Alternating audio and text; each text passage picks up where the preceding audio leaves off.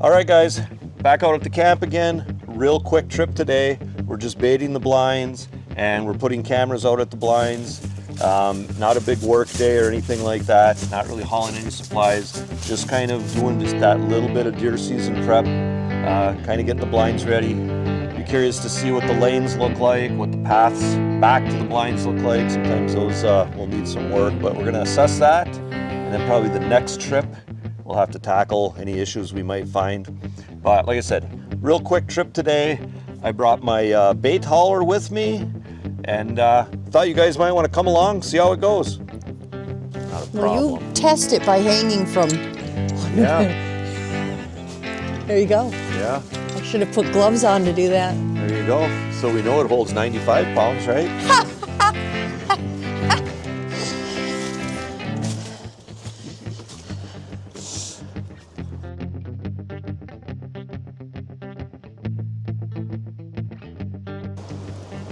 Scared? Well, you never know, it's going to jump out at you. But yeah, what do you think of it? Nice. Yeah. Very nice. Yeah. You see how we had to Shave. shave a little bit off to make those brackets fit. Yeah. That was really dumb, but No, That's what we good did. gracious.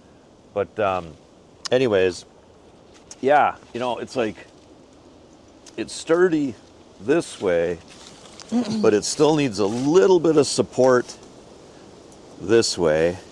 Yeah. And that's why we'll probably get like a 16 footer to go across here, and that'll tighten it up that way. Yeah.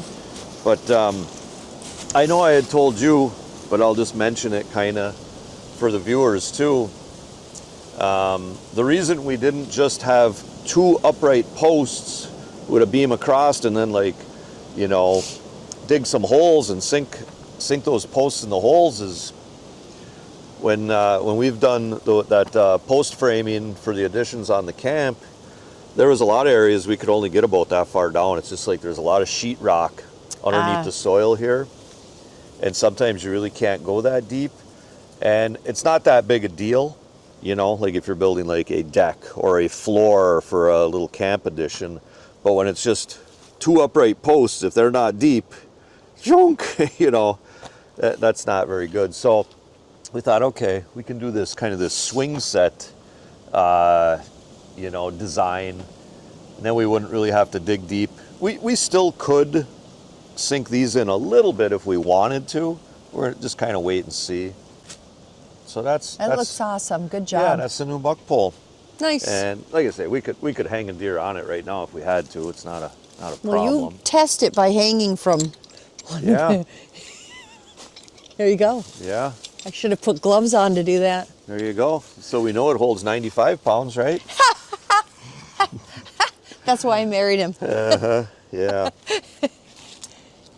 Yeah. So, yeah, there it is. And the other cool thing too, you know, when we had it back there, it's all bumpy. There's a hole right between those two trees where we had the old one. Yeah. You're always stepping in that hole. Yeah. This one, we'll be able to back a truck right up underneath it. That was the one reason too that we kept it as wide as we did. Yeah. You know, for just having three spots or accommodating three deer, you'd think like, well, would never have had to made it that wide, but it's nice. It'll be nice and easy to back a truck right underneath it if you want to. Yeah. It's not the most difficult thing in the world to get a deer in the back of a truck, but Yeah. it'll make it easier. But yeah, when it was back there, you know, you couldn't back a truck up in there.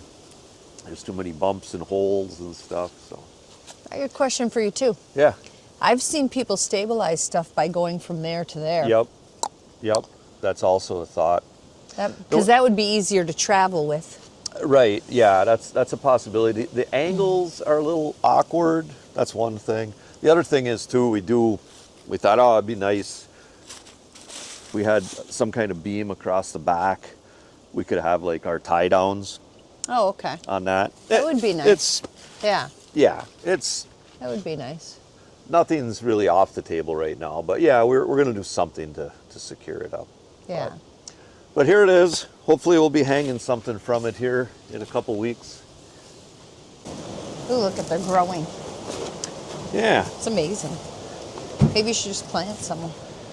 Yeah, it'd be Okay. nice, I mean, like, just put some of these ones in the ground. right? I mean, I have seeds for them. It'd be kind of fun to just come and put some out here. Then you got to dig them up, though.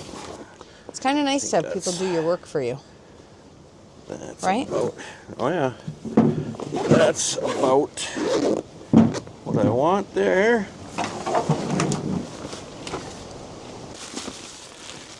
And also, Oh, nice. yeah, wanted to bring the Guard Pro game camera out there along with the sugar beets. And just an FYI, because I get these comments every year that say, hey, I thought it was against the law to bait deer in Michigan, yada, yada, yada. And it is in some areas. We are perfectly legal to bait deer in the part of Upper Michigan where we hunt. So just kind of throwing that out there. You see us throwing a little bit of bait out in the woods, just so you know, it is perfectly legal. So get that disclaimer out there and save a few guys some comments. That's good. Check on this. Okay.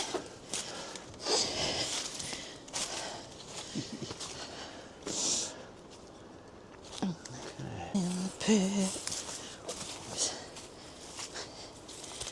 She fell in the pit.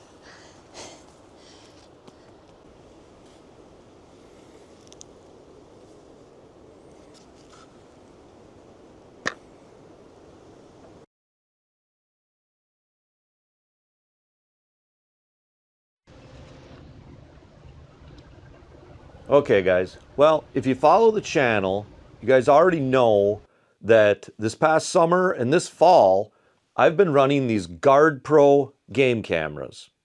I've got some of these cameras at the house. I've got some out at the camp. We've been monitoring the chicken coop with them, and the camera told us that we had a little bit of a fox problem earlier this fall. And we also had some lawn chairs being tossed around in the yard, and we put some game cameras on that. And the cameras told us that that was actually a pretty aggressive little spike horn. We've been placing these cameras on the camp road, the camp yard, and of course, out at our deer blinds.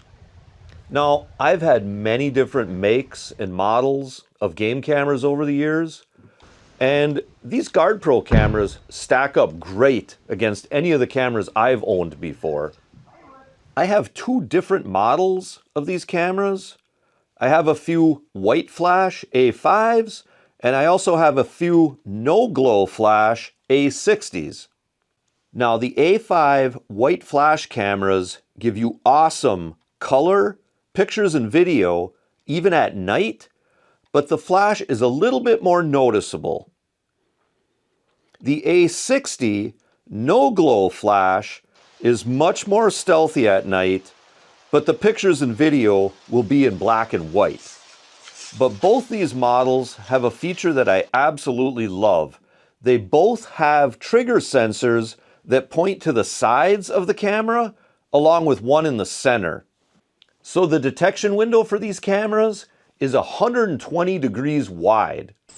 And they also have a trigger speed of 1/10 of a second. And that is an awesome feature. I know you guys have experienced this. I know I have with other cameras. You'll get like a picture of a deer's butt just before it's stepping out of the frame.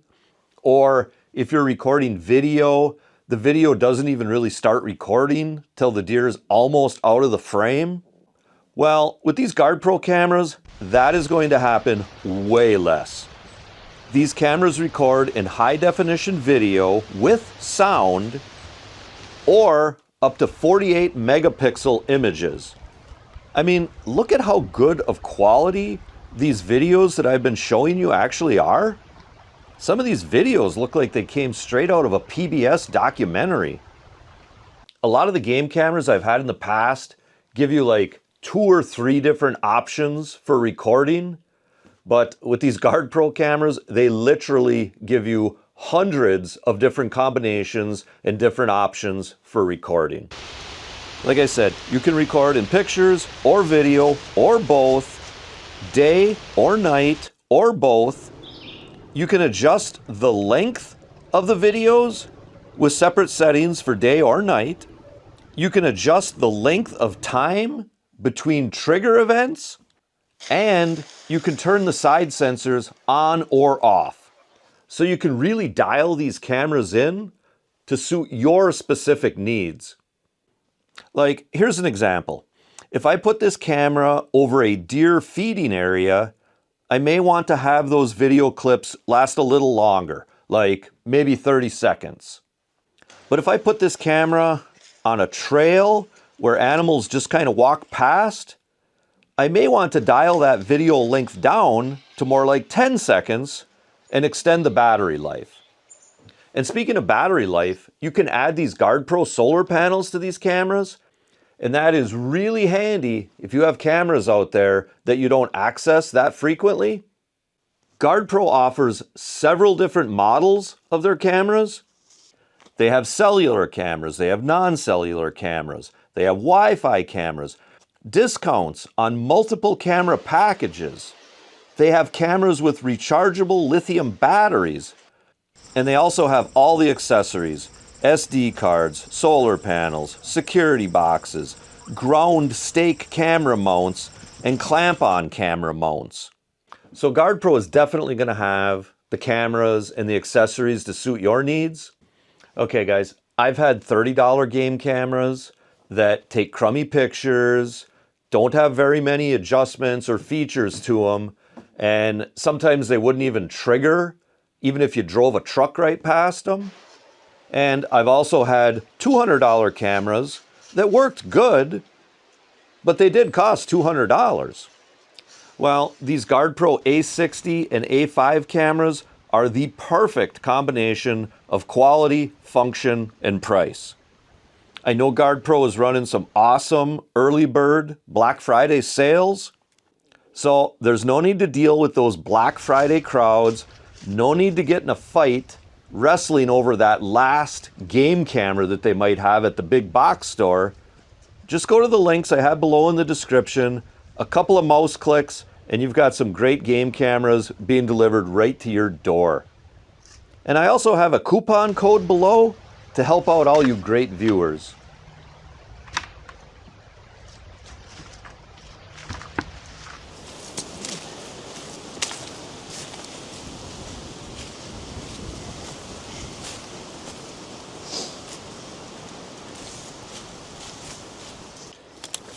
Makes you wonder if you should rip out like tree roots. You know? Are we going this way? Yeah, I'll go first. Or this way? Yeah.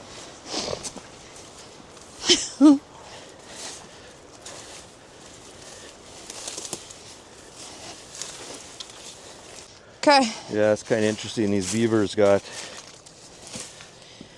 this built up right here. Beavers. Yeah.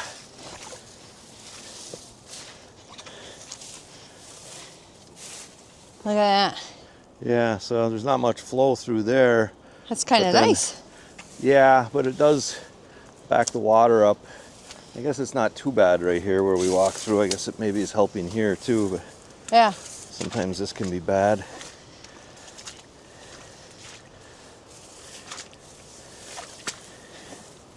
This is probably where I had my issue. Yeah, no, I'm like on. You can see me like I'm on. Oh, okay. I'm on a board. Okay. There's boards down here. I would say that that's coyote because it's kind of skinny. Yeah. I would think a wolf's turds would Probably. be fatter than that. Wouldn't you? Probably. I mean, I'm thinking about our dogs. Yeah, no, it's probably coyote. Yeah. Yeah. Like even Thor's is I'm gonna- bigger than this. This is like Tenchi's size. Do you Yeah. want to grab a stick and do it? I'll just do this. It's pretty dry. So that's Okay. That's all I want to do. Get it out of the path. Okay. Do you want me to dissect it? No. Do you want to know what's inside? Unnecessary. I see your little tabs in the trees, reflective. Oh yeah.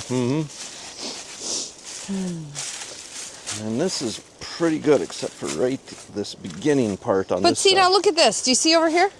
These pines, you could slice these and stick them across, even make it higher. I know. Like all that, right in front of your face. No, I know. Yeah. We've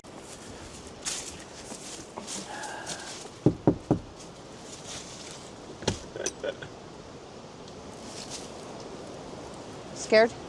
well, you never know. It's gonna jump out at you. That'd have been fun to see. Yeah. All right, looks good. Yeah. Looks good. It's a nice looking blind. Yep. Very good.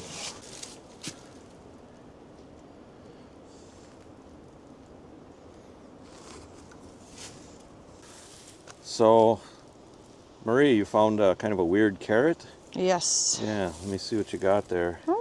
Yeah, spin it around. Let's see that. Yeah. Oh my. Huh. Would you look at that carrot, huh? Interesting. There.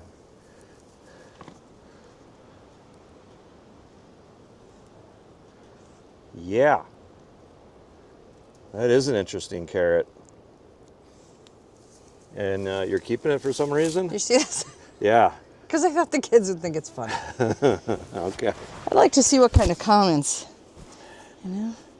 So, we got this one tree that's kind of, I mean, if it stays like that, it's okay, but boy, if it comes down partially, it'll actually be right in my main lane. So, we'll have to come out next time with the chainsaw and take care of that. And there's a couple others that are iffy, so I'll take care of them too.